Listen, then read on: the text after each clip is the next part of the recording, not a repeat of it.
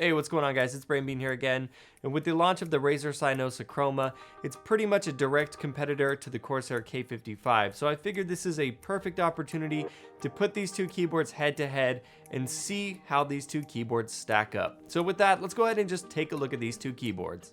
Let's start off by taking a look at the price of both of these keyboards. The Corsair K55 comes in at $50, while the Cynosa Chroma is slightly more expensive at $60. Both keyboards are made entirely out of plastic and have a very similar weight to them. You may have also noticed that these keyboards kind of mimic their respective brands' flagship models, with the K55 having the floating keys in the style of their mechanical offerings, and the Cynosa uses a plastic casing much in the style of the Black Widow V2. The keyboards are very similar in size, with the K55 having a slightly larger footprint, and because the keyboards are all plastic, both keyboards do have a little bit of flex when really mashing down on the keys, but it's about the same for each board. Both keyboards do have Rgb lighting, but it's important for you to understand that the K55 uses zone-based lighting, while the Cynosa has true per-key Rgb illumination. What this means is that the K55 has 3 lighting zones that change to create the animations and effects, while the Cynosa can have each key changing independently, resulting in much more fluid animations and more detailed lighting effects. Another key difference is that the K55 is limited to preset lighting effects. Now you can change the lighting zone colors manually in the Q software, but really that's about it. The Cynosa Chroma, on the other hand, has the full power of Razer Synapse behind it. You can use all the presets and effects, and even the Chroma configurator to make your own detailed effects and profiles that their flagship keyboards use, basically giving you the same lighting options of their high-dollar keyboards. Obviously, in terms of customization, the Cynosa is the clear winner here. I also think it's worth mentioning that the Razer logo on the Cynosa is illuminated, while the Corsair logo on the K55 is not. Customization aside, both keyboards' lighting does look pretty good. The K55 looks a bit more dramatic thanks to the floating keys, but the Cynosa's vibrant colors for me steal the show. I think it's appropriate that the Cynosa is the clear winner here in terms of lighting, as that's really its selling point in the first place.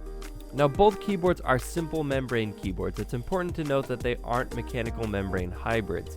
In terms of user experience, they feel very similar, with the Cynosa feeling a little bit less snappy than the K55 does. But overall, I doubt most people will feel much of a difference.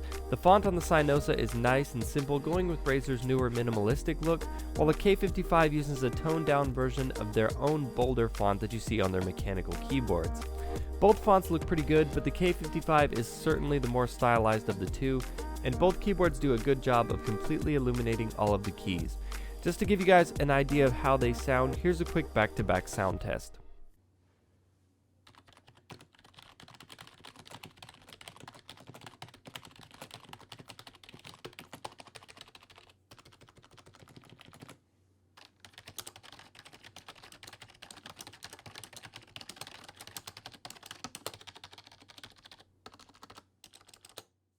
I suppose at this point, if we were going to judge everything off of the lighting, the Cynosa would have already won.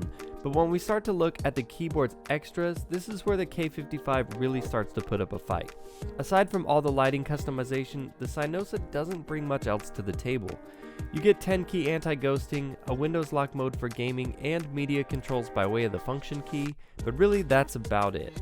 The K55, on the other hand, offers a staggering amount of extras, especially considering it's the cheaper of the two.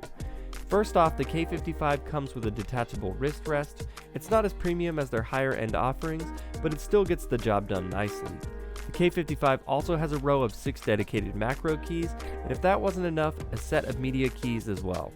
There's also a dedicated button for macro recording, brightness control, and toggling Windows lock mode, and on top of that, the K55 also has multi-key anti-ghosting as well. As you can see, there's absolutely no contest when it comes to extras. The K55 just offers so much more. No wonder it's been one of the most popular budget gaming keyboards since its release. The underside of the K55 has 6 small rubberized pads and non-rubberized extendable legs, while the Cynosa has 5 much larger rubberized pads, and it has 2-step non-rubberized extendable legs. Both of these keyboards use simple white LED indicators, and both keyboards also have simple rubber cables. Overall, this one's pretty tough to call. On the one hand, you have the Cynosa, which offers an unparalleled RGB experience for this price point. Sure, it's pretty much void of any extras, but some people simply don't care about all the extra macro and media keys. On the other hand, you have the K55, which doesn't have much more than basic lighting functions, but gives you just about all of the bells and whistles of a premium gaming keyboard. In the end, it's really going to come down to what you value most in your gaming keyboards. Both keyboards offer a similar enough typing experience, so really your decision should be up to which features you like more and simply just aesthetics. Either way you decide to go, I'm really happy to see both Razer and Corsair developing better, more affordable products that all gamers can enjoy. Well, that's it for the comparison. Let me know in those comments down below which keyboard you think is the better pick. Consider giving this video a like if you enjoyed it to show your support, and if you're new here on the channel, hit that subscribe button because I've got a lot more videos coming for you in the very near future. You can also follow me on Twitter at BrainBeanGaming, but as always, thanks so much for watching the video, and I will see you guys next time.